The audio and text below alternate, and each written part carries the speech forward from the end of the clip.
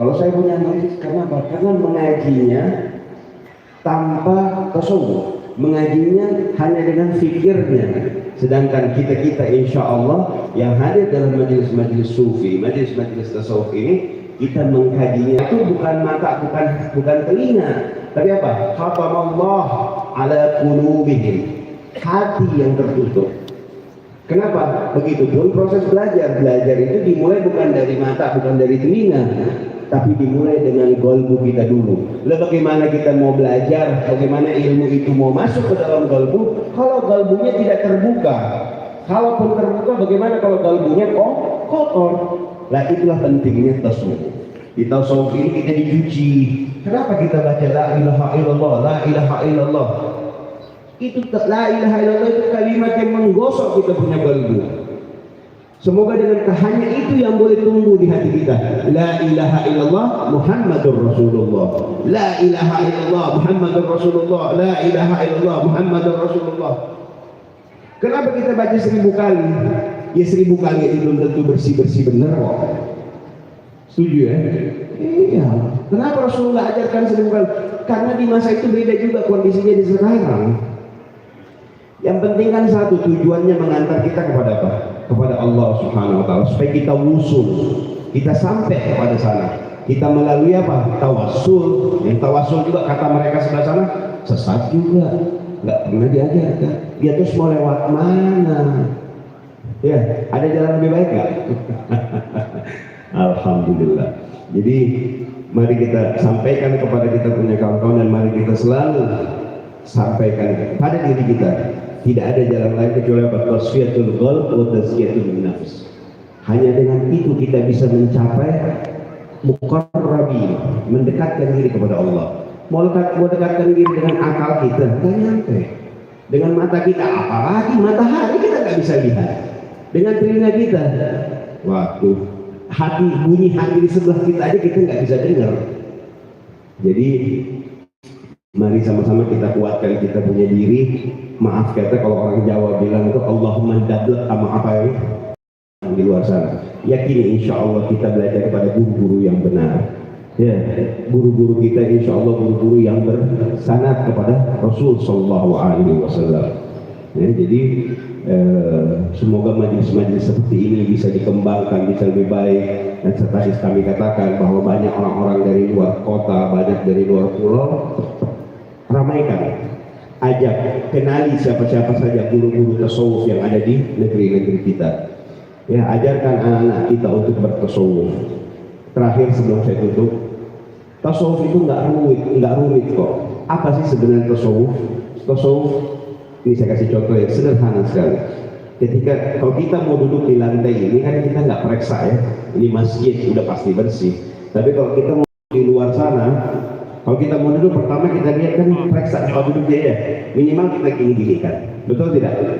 Nah, kalau kita rasa terlalu banyak kotoran kita ambil keras. Nah itulah tasawuf. Apa itu? Menjaga kesucian dan kebersihan. Ingat, menjaga kesucian dan kebersihan, karena yang bersih belum tentu suci. Kalau suci udah pasti bersih. Ingat, bersuci itu bukan hanya bersih-bersih, tapi bersuci adalah benar-benar proses dari bersih terus baru kita bisa mensucikan. Demikian yang saya bisa sampaikan, mudah-mudahan bisa menjadi manfaat dan barakat buat kita semua, dan semoga para tuan guru kita, ibu-ibu kita yang hadir di sini, nomor satu penting, Allah panjangkan umurnya dalam keadaan sehat, afiat, dan tidak kita tinggalkan majelis ini kecuali kita mendapatkan ampunan Allah Subhanahu wa taala, dan terpenting mendapatkan syafaat Allah Rasul sallallahu alaihi wasallam. Boleh kita sama-sama salawat? Salawat. Allahumma salli ala sayyidina Muhammadin bil qulubi wa dawaiha wa afiyati abdani wa shifaiha wa absari wa diyaiha وعلى آله وصحبه وسلم. اللهم صل على سيدنا محمد بالقلوب ودوائها وعافية الأبدان وشفائها ونور الأبصار وضيائها وعلى آله وصحبه وسلم. اللهم صل على سيدنا محمد طب القلوب ودوائها وعافية الأبدان وشفائها ونور الأبصار وضيائها وعلى آله وصحبه. Terima kasih. Alhamdulillah, wabillahi taufiq wal hidayah. Wassalamualaikum warahmatullahi wabarakatuh. Waalaikumsalam. Waalaikumsalam warahmatullahi.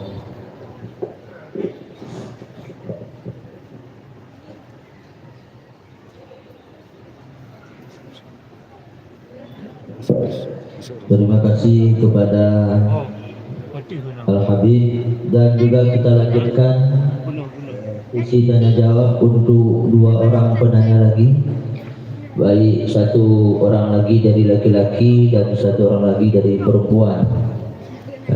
Singkat, padat, dipertanyakan, singkat dan padat.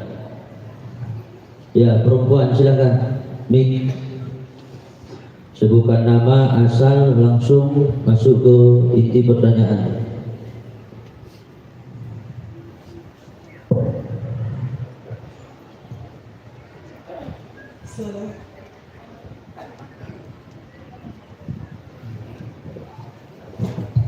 Assalamualaikum warahmatullahi wabarakatuh. Waalaikumsalam. Tunggu saja ke pertanyaan. Nama Indrawardani Ismail, berasal dari Kecamatan Darul Makmur, Alubili, Kabupaten Nagan Raya. Yang ingin kami tanyakan kepada Yang Mulia, kami masih kurang paham.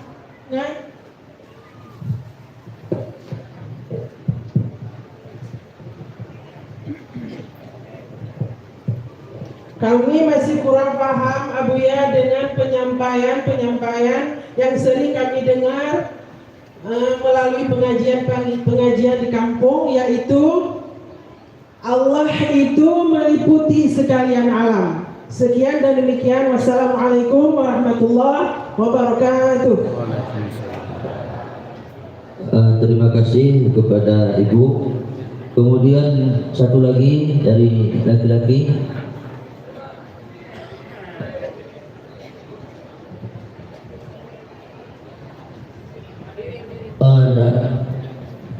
Ada depan, silakan.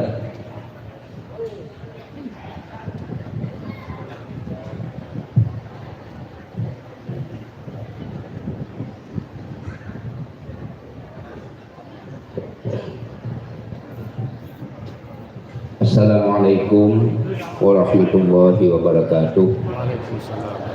Yang mulia Abuya, guru-guru dan seluruh jamaah majelis ilmu yang dimuliakan oleh Allah Subhanahu wa taala. Kita yakin dan percaya bahwa apa yang terjadi dan yang akan terjadi semuanya diciptakan, dijadikan oleh Allah dengan kadar, ketentuan, ketetapan dan keinginan. wa khalaqa kulla syai'in faqaddarahu taqdira wa rabbuka yakhluqu ma yasha. Yang menjadi pertanyaan, mohon izin Abuya, ketika seseorang menginginkan atau meminta sesuatu kepada Allah, kalau ditinjau secara tauhid sufi, terganggunkah adab akhlak kita kepada Allah? Sementara itu semua sudah ditetapkan, dikehendaki sesuai dengan keinginan Allah. Yang kedua, bermaknakah kita tidak reba dengan ketetapan dan ketentuan Allah itu? Demikian, terima kasih. Assalamualaikum warahmatullahi wabarakatuh. Waalaikumsalam. Nama Aidarus Tengku Haji Muhammad, asal Tenam, Aceh Jaya.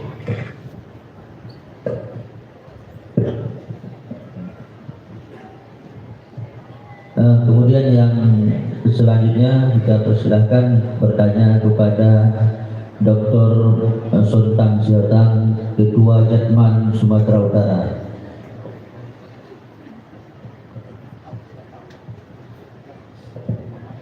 A'udzubillahiminasyaitonirrajim. Bismillahirrahmanirrahim. Assalamualaikum warahmatullahi wabarakatuh. Waalaikumsalam warahmatullahi wabarakatuh. Ampun maaf ya, dan para audiens semuanya. Ilahi anta maksudi warido tamatlubi a'tini mahabbataka wa ma'rifataka. Baiklah, saya memperkenalkan diri secara ringkas. Nama saya Muhammad Sontang Siotang, murid Buya ini yang sejak dari muzakarah pertama di Malaysia di masjid Alam Sah, masjid di Sahalam, saya telah ikut ya Buya. Kebetulan waktu ngambil PhD di Kuala Terengganu, dan Buya juga saya minta untuk nasihat waktu semasa di tempat pondok Jajan Tajuni, suatu muzakarah yang kedua ketiga itu saya lupa, selanjutnya sekarang, dan memang saya ikutin terus. Kebetulan saya sekarang sedang sebagai dosen fisika ya, setelah lulus dari PhD dari Terengganu, bidang metafisik tasawuf untuk perawatan dan pemulihan anak narkoba di Kuala Terengganu. Pembimbing saya adalah muridnya Abah Hanom, Tarekat Qadariyah Naksabandiyah. Kebetulan saya di sini juga mengajar fisika kuantum dan metafisik. Jadi kebetulan ada kemarin sedikit isu yang jadi untuk mengklarifikasi dari segi ilmiahnya. Perlu kita ketahui para jamaah semua, saya juga dipanggil sebagai saksi ahli di pengadilan Medan ya Abu ya. Jadi secara konsep ilmiah, quantified maupun qualified, ini secara teori, secara filosofi, secara teori fisik kuantum itu dari fisik, in between yang metafisik dan sofistik. Dari fase ini keseluruhan dan digabungkan dengan ilmu martabat 7 yang saya dapat juga dari Syekh Rohimuddin. Ya, Sidi Rohimuddin guru kita juga ya semasa di Malaysia. Kemudian semua yang diajarkan Sidi Rohim, Abuya, nah ini kita kompilasi secara fisik dasar, fisik atom, fisik partikel elementer, semuanya itu dan diarahkan kepada Syekh Abdul Karim Al-Jili yang diajarkan oleh Sidi Rohim di Banten setiap sebulan sekali ya Sidi. Jadi saya mengambil kesimpulan bahwasanya bukan hanya makhluk yang namanya Nabi saja, itu adalah Allah. Semuanya ini yang ada di alam ini yang dijadikan Allah dari ma'rifatullah, itu misalkan tauhidul sifat, tauhidul af'al, tauhidul sifat af'al, kemudian fenomena zatullah yang ada 4 itu. Tauhid sifat, af'al, fenomena zatullah yang ada 4. Di situ semuanya kalau kita bahas dari makro particle size, micro particle size, nano particle size, dan yokto particle size sampai ke God particle, di situ ada namanya partikel aneh, partikel stranger namanya, yang sedang di CERN di Swiss yang diteliti, kalau di sini di Batam itu sekitar serpong. Jadi dengan adanya keempat tauhidul asma, sifat, af'al, dan zatullah, semuanya ini ada Allah, jangankan hanya Nabi. Nah itu, tapi secara makhluk. Jadi artinya kalau dikatakan itu ada perbedaan, itu menjadi hikmah kalau pada si rohim.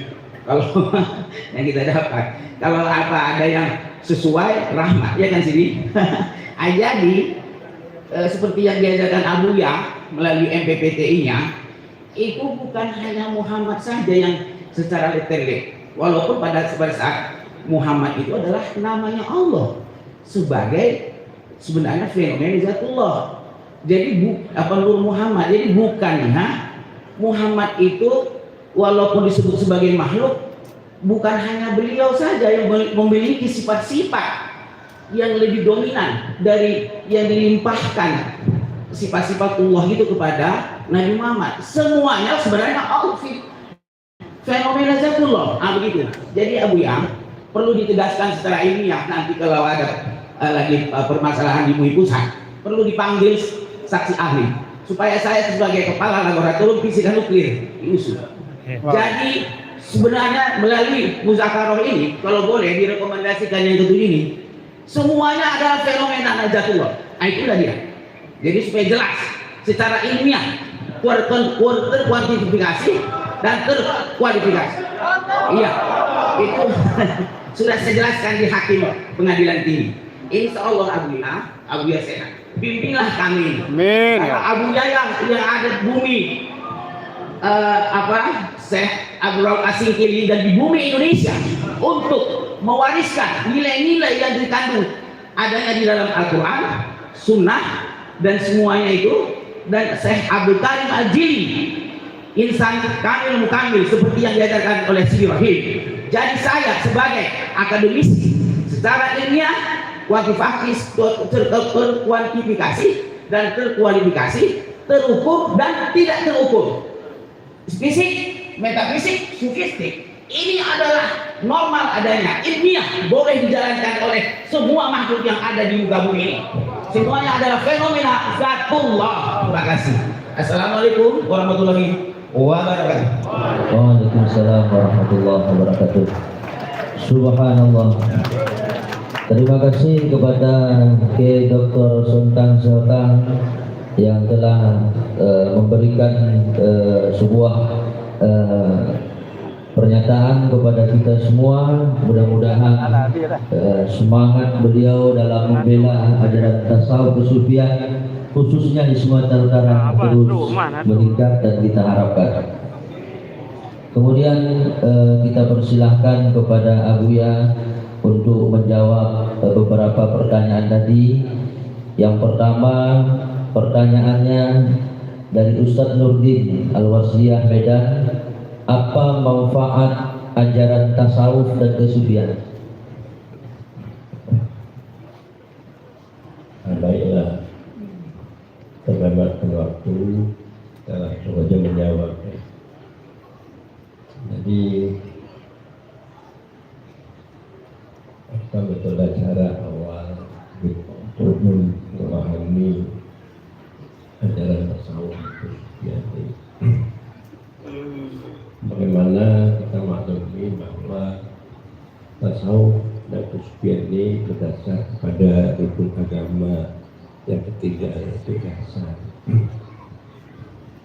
Kalau kita lihat di dalam kitab-kitab seperti kitab Tanawul, ulama yang paham tasawuf dan kesufian dan beramal dengan tasawuf kesufian itulah ulama di bawah makam Nabi. Jadi di bawah makam Nabi orang yang paham tasawuf dan kesufian dan mengamalkan dengan baik. bukan orang yang mengerti paham mengenai ilmu fikih atau akidah iman, tapi tasawuf. Ulama tasawuf adalah makamnya di bawah makam Nabi. Kemudian untuk kita permulaan untuk dapat mengamalkan tasawuf yang kesucian ini, yaitu kita bertarekat dulu, karena tasawuf dan kesucian atau ihsan ini kita harus paham syariat yang pertama, kedua tarekat, ketiga hakikat, keempat makrifat. Lalu tarekat ini yang kasat kemauan kita untuk berjalan hati kita kepada Allah supaya undur di hadapan Allah. Itu tarekat. Jadi habada tarekat sufiyah yahdi ila martabatil aliyah. Sangat baik tarekat sufi yang dapat menunjuki kamu kepada martabat yang tinggi. Nah, tarekat yang membawa kepada hakikat dapat mengangkat kita martabat yang tinggi. Martabat yang tinggi yaitu akhlak dan makrifat.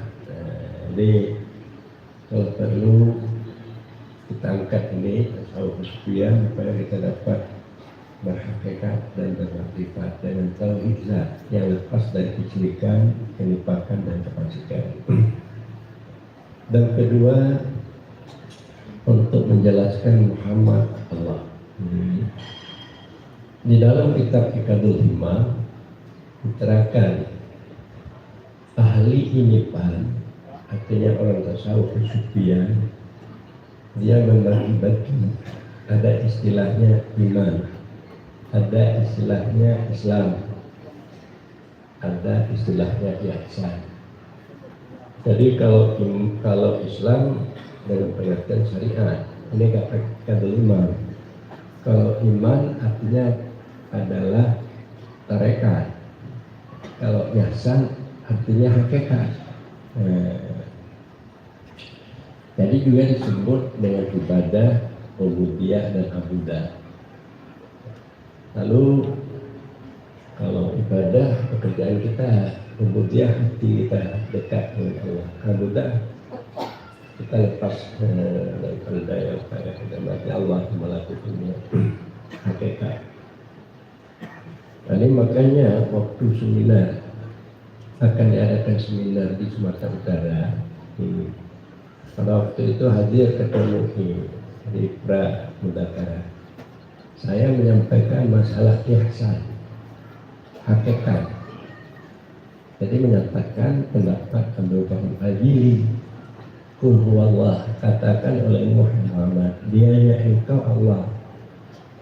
Maksudnya hakikat engkau Muhammad Allah, hakikat. Bukan Muhammad menjadi Allah, hakikat asal daripada Muhammad itu Allah. Bagaimana tadi Dr. Sultan mengatakan, bukan hanya Muhammad saja, insan yang dimaksud dan makhluk yang dimaksud ini hakikatnya adalah Allah. Itu semua bersumber dari Allah. Jadi sesuai dengan kita tasawuf lainnya, semua makhluk ini hakikatnya Allah. Jadi mula-mulanya saya tanya kepada MUI, apakah Anda paham? Saya paham, tapi saya tidak dapat menyampaikannya. Itu katanya. Jadi akhirnya saya katakan, itulah belajar supaya itu bisa Anda sampaikan. Mendaftar MPI Ibu Aceh pada masa itu, saya menggosip MUI, kemudian terus ke Jakarta mengisi Pulau MUI Jakarta, sehingga mengeluarkan fatwa ajaran tasawuf ini sesat, telah masuk ajaran sesat di Sumatera Utara. Karena tidak paham hakikat. Nah, ini maksudnya. Jadi mengatakan bahwa Muhammad Allah atau dianya engkau Muhammad Allah itu paham hakikat. Abdul Karim Al-Jili ini orang sufi, orang yang membicarakan hakikat. Dia orang sufi itu hakikat. Jadi dia menyampaikan di dalam kitabnya Insya kami untuk membicarakan hakikat. Jadi kita menafsirkan hakikat ini kalau kita orang Tasawuf dalam tauhid, tasawuf dan tauhid sufi. Tauhid sufi ini tidak ada kita lagi, yang ada Allah. Allah yang menyaksikan dirinya dengan dirinya. Kita hilang dalam wujudnya. Jadi itu mengenai hakikat. Dan juga tasawuf, bahwa kita ini telah tajalli Allah, tidak terlihat lagi alam.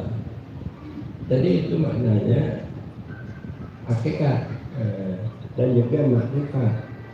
Jadi bukanlah menerangkan Allah ini dalam kita bertauhid kalam atau di dalam kita bersyariat, tapi itu di dalam hakikat. Jadi makanya kita mengharap umat Islam ini harus paham syariat dan hakikat. Jangan syariat saja, hakikat paham. Syariat ibarat gelas, hakikat ibarat air. Jadi kalau kita gelas ada, air tidak ada, makanya tidak ada gunanya gelas. Kalau umpama air ada, tidak ada gelas, tidak juga payah kita untuk itu minum-minumnya karena tidak ada tempatnya. Jadi siapa yang bersyariat hakikat dia tahqiq. Kalau syariat saja dia fasih, kalau hakikat saja dia zindek. Nah inilah maka diadakan ajaran tasawuf dan sufiah. Para jemaah sekalian, saya mengatakan kepada kawan-kawan, Anda ibadat. Pertama, Anda harus tahu ibadat itu hakikatnya, bahwa sembahyang supaya sah ibadah Anda harus tahu syaratnya. Karena dengan syarat itu tawakuf pada kita tahu syarat-syarat sembahyang. Kita melakukan dengan ikhlas, mata-mata karena Allah. Dan juga tidak ada penyakit daripada pengamalan kita. Kita mengamalkan itu bukan untuk keuntungan diri, sekaligus untuk mencari ridha Allah. Dan jangan terhijab amalan itu oleh diri kita, tidak terlihat dari Allah. Amalan itu harus terlihat itu dari Allah, dari taufik dan hidayah Allah. Begitu kita beramal dalam ibadah syariat. Kemudian ibadah syariat itu tidak bisa menyampaikan kepada makrifat. Kita harus menyatukan hati kita kepada Allah. Terlihat kita kepedulian Allah kepada kita. Jadi nikmat dan banyak yang Allah berikan kepada kita. Sehingga timbul cinta, rindu kita kepada Allah. Karena telah ada cahaya dari sifat Allah masuk ke dalam hati kita, menyebab kita rindu dan cinta. Sehingga kita bisa lupa dengan selain Allah.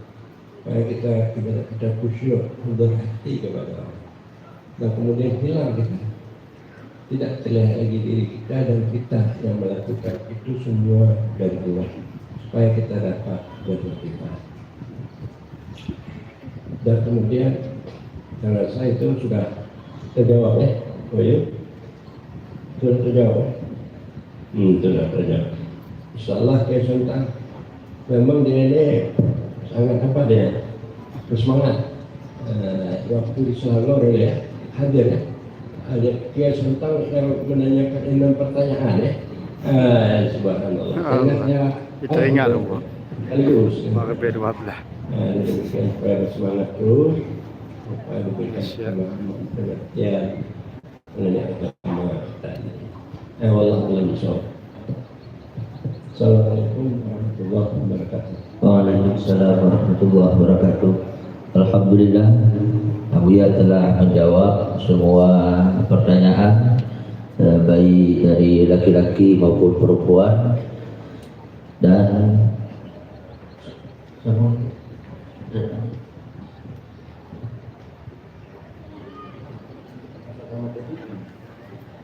kemudian kita masuk pada pemateri yang kedua. Dalam hal ini disampaikan oleh Yang Mulia Tuan Guru Muhammad Saleh dari Malaysia. Kepada Tuan Guru, tempat dan waktu kami persilakan dengan segala kemuliaan.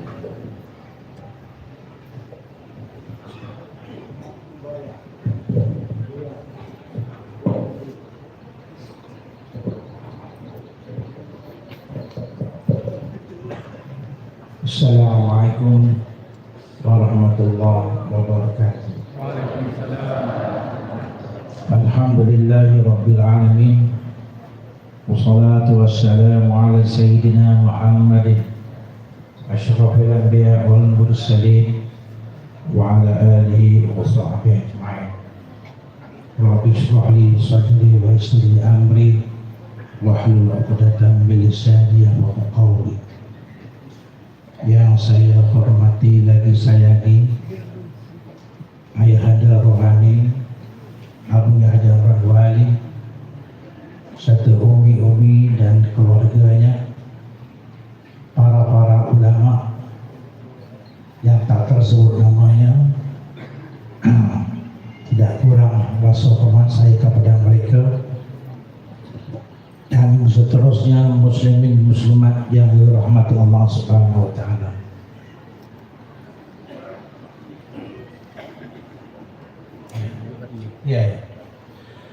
Sebelum saya mulakan pembahasan ini, terlebih dahulu saya minta pembetulan dalam atur cara, yaitu tertulis ni Tuan Guru Muhammad Saleh, ulama sufi, mursyid tarikat Naqsyabandiyah Malaysia.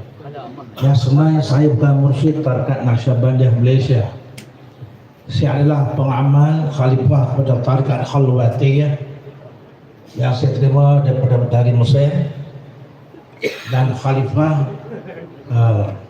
tarikat Ahmadiyah Idrisiyah, tarik Syekh Israel Al-Hindi, dan tarik Tuk Syufi'i Kedah. Dan ada pun tarikat Naqsyabandiyah saya baru terima daripada Abuya. Jadi ini satu kesilapan supaya dapat dipadamkan mursyid pada atur cara tersebut. Saya sebenarnya adalah khalifah kepada tarikat Khalwatiyah Taifiyah dan tarikat Al-Ahmadiyah Idrisiyah, Tarik Ismail Nawar Al-Hindi, dan Tarik Tuk Syufi'i Kedah. Tuan-tuan dan puan-puan rahmati Allah sekalian, di kesempatan ini saya tidak mau bercakap lama kerana kita telah faham perkataan orang-orang arif ini adalah ahwal, bukan akhwal. Akhwal ini bermaksud yang tak berbunyi, yang tidak bersuara, yang tidak berhuruf, tetapi merasai, menikmati, menghayati waridat ilahi yang masuk dalam diri kita sendiri.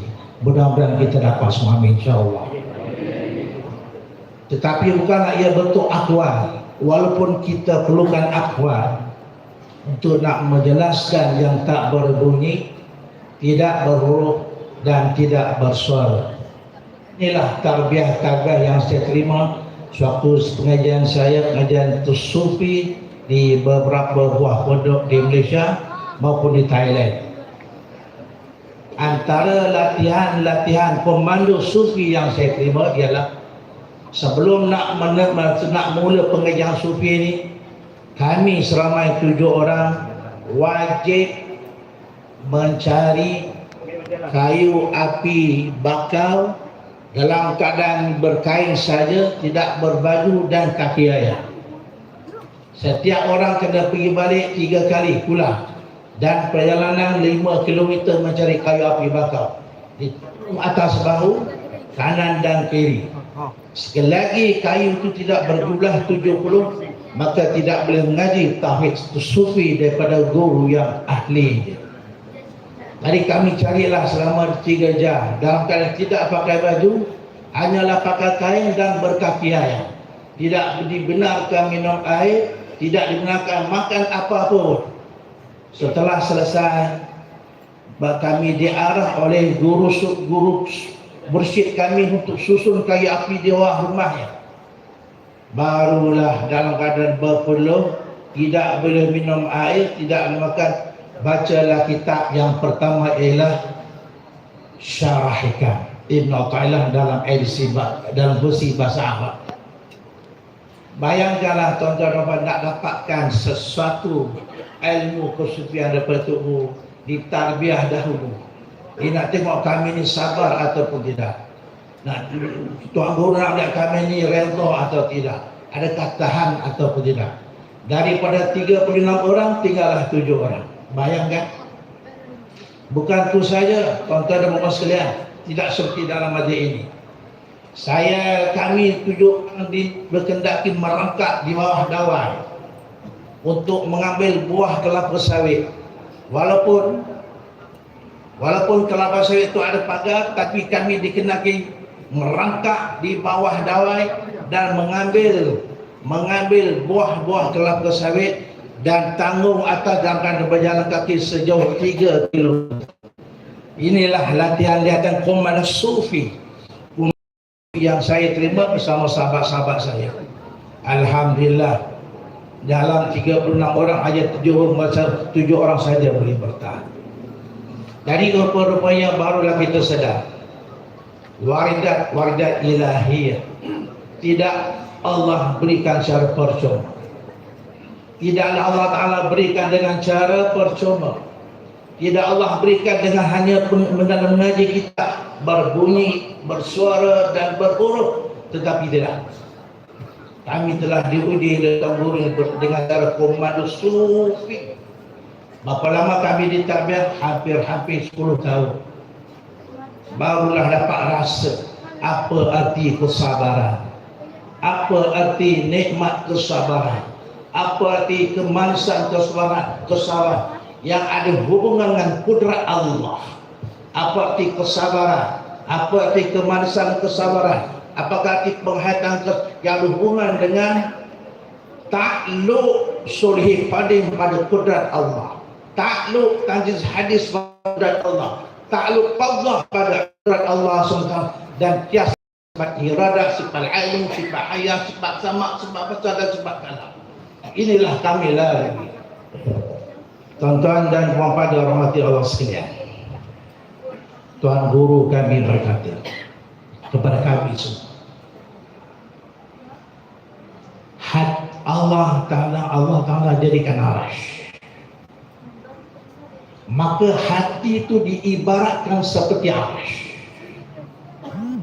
Jika arash itu arash di langit, tidak ada isinya, tidak ada penghuninya, tetapi arash bumi ada isi.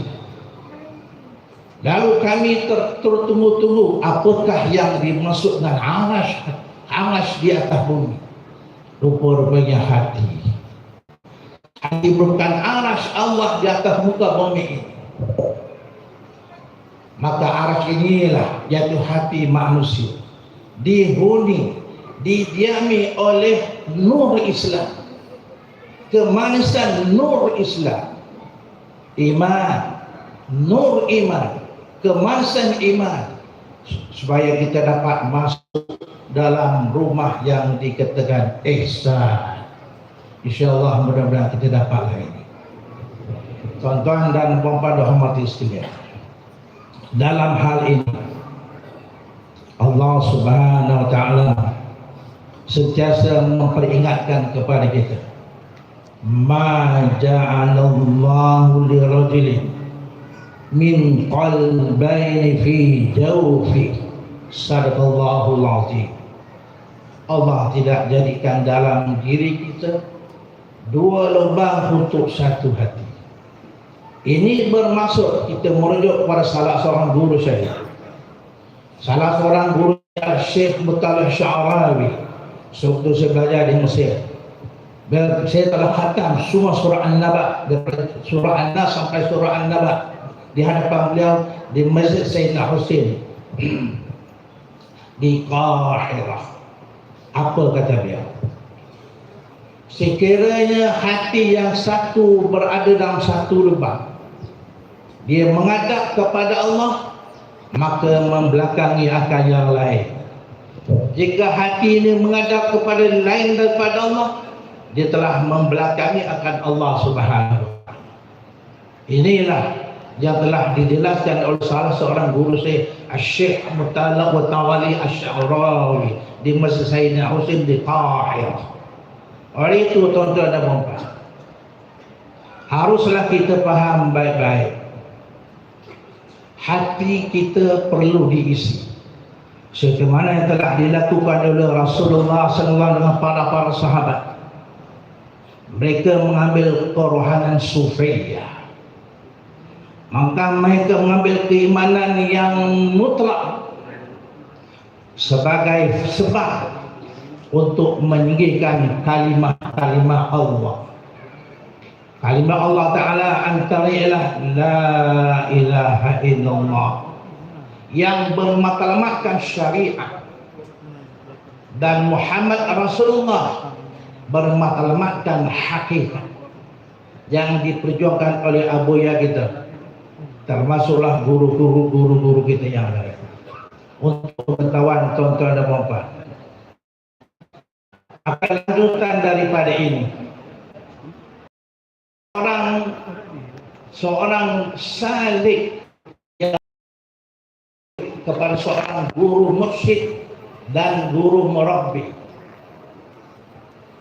dia akan ditarbiyah oleh gurunya sepenuh masa, di zawiyahnya dengan sepenuh masa, seperti mana Al-Faqih menerima tarbiyah daripada guru-guru sebelum ini. Di hati itu diisi dengan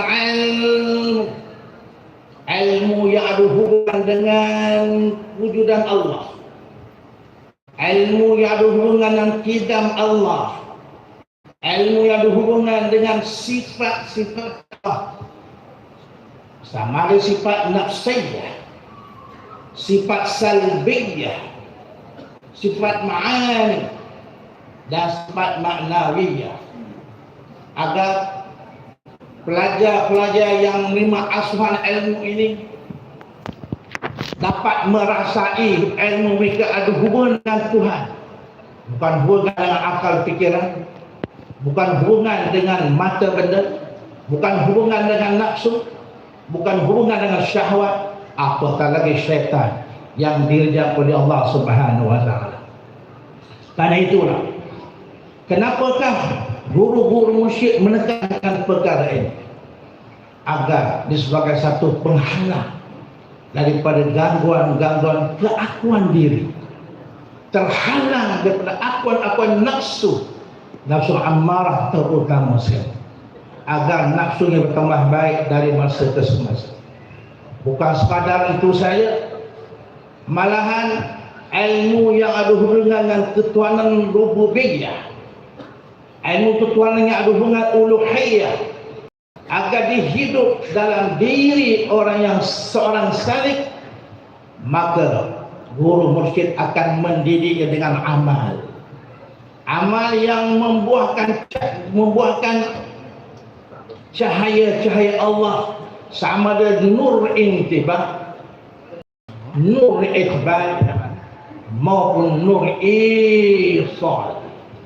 Setelah mempelajari hal ini daripada tuan guru kaum muslim pondok termasuk abuya, tuan-tuan dan puan-puan hormati sekalian, maka kenapa perkara ini ditimbulkan oleh guru-guru mursyid, supaya di penghujung ilmu dan amal yang diperkuat zikir akan membuahkan satu perkara yang bernama mujahadah taqwa.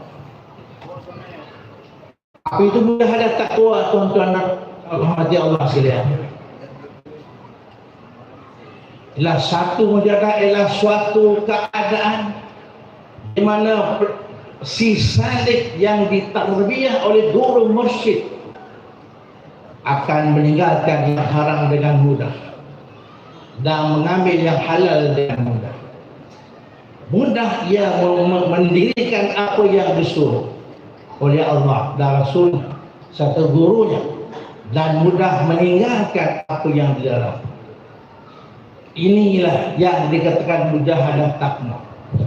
Kehasilan mujahadah takwa melalui ilmu dan amal yang dilakukan oleh seorang murid yang bawah asuhan guru mursyid akan membuahkan satu perkara yang bernama ujian dan bala. Kita tidak mudah nak naik satu makam atau satu martabat tanpa ada ujian. Di mana apakah hikmah ujian yang Allah Ta'ala turunkan pada peringkat itu? Tidak lain tidak bukan Allah nak memperlihatkan 7 perkara orang yang baru diasuh, dididik oleh guru mursyidnya di peringkat ilmu dan amal di martabat orang awam ataupun martabat syariat, yaitu Allah nak memperlihatkan rahmatnya kepada si salih. Lepas rahmat Allah nak memperlihatkan rafah. Lepas rafah Allah nak menunjukkan mahabbah. Lepas mahabbah Allah Ta'ala menunjukkan akhud. Apa itu rahmat? Kasih sayang Allah. Apa itu rafah? Belas sayang Allah. Apa itu mahabbah? Kasih sayang yang berkekalan. Sehinggalah kita mengampun kelebatan Allah Azza wa Jalla dalam setiap perkara. Tuan-tuan dan puan-puan hadirin sekalian, bila Allah Ta'ala telah memperlihatkan 4 perkara ini setelah kita melalui pelbagai ujian-ujian waktu kita sedang belajar dan beramal, tiba-tiba tuan-tuan dan puan-puan, apa terjadi lagi? Tahhiruka minaz zunub. Allah bersihkan kamu daripada segala dosa. Allah hapuskan segala aib. Wa tamhir suka minal ayub. Allah hapuskan semua aib-aib. Dengan 2 perkara ini guru mursyid akan mempertingkatkan mutu ilmu kita, mutu amal kita, dengan ditambahkan lagi zikir dan amalan-amalan, dan ilmu pun makin baik daripada kitab Minhajul Abidin pada kitab Syarah Hikam. Maka tujuannya tuan-tuan dan puan, agar kita diperlihatkan oleh Allah apa dia? Mujahadah al-istiqamah. Inilah perjalanan seorang salih yang dibasuh oleh seorang guru mursyid. Apa itu mujahadah al-istiqamah? Sentiasa dapat merasai segala kelebihan-kelebihan Allah ke atasnya, kurniaan-kurniaan ke atasnya, dan anugerah-anugerah yang orang lain tidak dapat, barangkali dia saja yang dapat. Ini yang dikatakan mujahadah al-istiqamah. Dan si salih ini akan diperintah untuk menjaga martabat mujahadah istiqamah dengan sentiasa teriak kurniaan Tuhan, kurniaan Tuhan, kurniaan Tuhan, kurniaan Tuhan. Inilah masanya untuk kita untuk mendekatkan diri kepada Allah Subhanahu wa taala. Bila kita seorang tidak berada di martabat mujahadah al-istiqamah melalui asuhan, didikan, kasih sayang guru mursyid atau guru murabi. Selepas itu kita akan menempuh lagi berbagai ujian. Antara ujian adalah kita rasa kita ini sudah baik, kita rasa kita ini banyak ilmu, kita rasa kita sudah suci, dan kita mudah memandang orang lain lebih kotor daripada kita. Kita mudah merendahkan orang lain lebih daripada kita. Jika kita ada sifat ini, artinya irsyad belum sempurna, tarbiyah belum sempurna, asuhan jiwa belum sempurna. Barangkali ilmu dan amal belum lagi bersentuh dengan kalam Allah. Barangkali dan ilmu kita belum sentuh dengan apa yang Allah Ta'ala. Sebab itulah perlu lagi diproseskan oleh guru murid sehingga kita boleh mengeluarkan diri kita daripada keakuan diri. Aku sudah baik, aku sudah bersih, aku sudah tinggi. Inilah proses ya 40-20 tahun tuan-tuan dan puan hadirin sekalian. Sekiranya kita berjaya melalui proses tarbiyah ini secara ringkas saya sebut. Padahal kami semua terima latihan guru bukan sejam 2 jam, tuan-tuan dan puan. Dengan tak boleh makan nasi saja tidak berlauk. Bayangkan, makan nasi hanya 3 suap tidak berlauk, tidak ikan, tidak apa. Kadang-kadang guru kami bagi nasi balokkan air garam, makan hanyalah 3 suap saja. Inilah komat latihan komando sufi yang kami terima sewaktu masa belajar di pondok dahulu. Tuan-tuan dan puan hadirin sekalian, setelah itu bila tuan guru mursyid menampak kita ni boleh melepas ini, dia akan memperlihatkan tahap ilmu, tahap zikir seperti kitab Al-Insan Kamil, seperti kitab Fususul Hikam Ibn Arabi dan yang selapis satu martabat yang kita sebut. Dan tu guru tidak lagi bagi zikir. Tu guru suruh zikir dalam keadaan tidak berbunyi, tidak bersuara, tidak huruf, sehingga kita ni benar-benar dapat merasai nyamannya bersama Allah, nyamannya bersama Tuhan, nyamannya bersama-sama supaya Allah. Apa akan terjadi lepas itu? Ujian berat demi lepas satu ujian datang, orang fitnah kita ya. Ulama fitnah kita ya. Orang kita mengatakan menuduh kita ni membawa ajaran yang sesat, menuduh berbagai-bagai tulah mereka itu tiada. Kanalah ujian itu tiada berada di tempat yang ada yang Allah Azza wa Jalla dengan penuh kemanisan, dengan penuh zauk dan wijdan. Inilah latihan-latihan yang umat Islam kena terima agar ilmu kita bukan lagi di perasaan, amal kita bukan lagi di perasaan, kita menghadap Allah bukan lagi dengan perasaan, kita menghadap Allah bukan lagi dengan hati, tapi kita menghadap Allah dalam keadaan kita tiada apa-apa, bukan hanya Allah Ta'ala saja. Kita menghadap Allah bukan lagi dengan ilmu, pada ilmu kita tiada ada, yang ada ilmu hanyalah Allah Subhanahu wa Ta'ala. Walaupun ujian demi ujian datang, dugaan demi dugaan datang, hadapilah dengan keberadaan Allah, jangan hadapi dengan diri kita. Tidak boleh hadapi dengan sahabat kita bukan tiada, tidak boleh hadapi dengan kita, karena hakikat ilmu kita bukan ada. Yang ada hanyalah Allah Subhanahu wa Ta'ala. Inilah sepatutnya kita lalui, tuan-tuan dan puan sekalian. Kemudian bila kita berjaya melepasi ini, berbagai khazanah Allah akan daripada sir kita, berbagai khazanah yang tidak disangka-sangka keluar terbit dari sir kita, tempat tatapan Allah, tempat penglihatan Allah. Apa dia khazanah-khazanah yang Allah bongkarkan daripada sir kita? Antaranya ialah, tuan-tuan dan puan, Allah menyatakan dia adalah Tuhan, zat mutlak. Maka kita dapat merasai ahadiah zat Allah yang mutlak setelah Allah bongkarkan rahsia-rahsia daripada hati itu. Subhanallah. Siapa yang dapat perkara ini sah, dia adalah salah seorang pada kekasih Allah.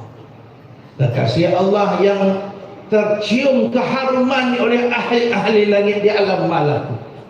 keharumannya dapat dihidup oleh para malaikat di dunia ini. Malahan keharuman dan kewangiannya dapat dihidup oleh kekasih-kekasih Allah yang termasuk taraf dengan dia. Mudah-mudahan kita masuk golongan ini. Amin. Subhanallah. Itu saya katakan tadi bukan senang tuan-tuan. Saya tak berani nak cakap. Saya tak pernah cakap perkara ini di hadapan Al-Buya. Saya boleh cakap punya agama lah. Tapi tak berani cakap sebab saya jaga adab. Adab ahadiyah bersama Abuya, adab ma'iyah bersama Abuya, adab akrabiyah bersama Abuya. Inilah perkara-perkara yang kena faham baik-baik. Sebab itu proses pengajian adalah proses kasih sayang. Saya bersama saya ini kitab Nurul Nafis. Saya khatam dia sebanyak 17 kali ini Nurul Nafis. Dan alhamdulillah baru ni keluarga Banjari telah telefon saya, diijazahkan tahlil sufi, iaitu jaringan yang berhubungan Syekh Asyad Banjari dan silsilahnya sekali awal. Lepas saya minta, boleh tak Tuan Guru nak ke Kalimantan bertemu dengan keluarga Banjari untuk mendapat sanad keluarga kitab Nurul Nafis. Lalu dia minta saya baca mana-mana muka saya membuka Nurul Nafis, lalu saya hurai apa yang Allah Ta'ala beri pada kefahaman.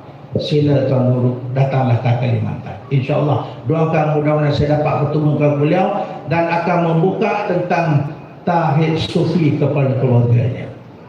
Di samping itu tuan-tuan dan puan-puan, saya baru pulang dari Turki, bertemu dengan salah seorang tokoh sufi, Syekh Osman Nuri di Istanbul. Saya telah dibawa oleh anak Allahyarham Baba Fadil Nur ataupun Ustaz Fadil Nur, Presiden PAS yang telah meninggal dunia. Dia bawa saya bertemu dengan Syekh Osman Nuri bersama ahli jemaah. Saya bawa ahli jemaah masa tu tak silap saya 42 orang. Dan sebelum saya nak bertemu dengan Syekh Osman Nuri, subhanallah, dia semayang hajat dulu.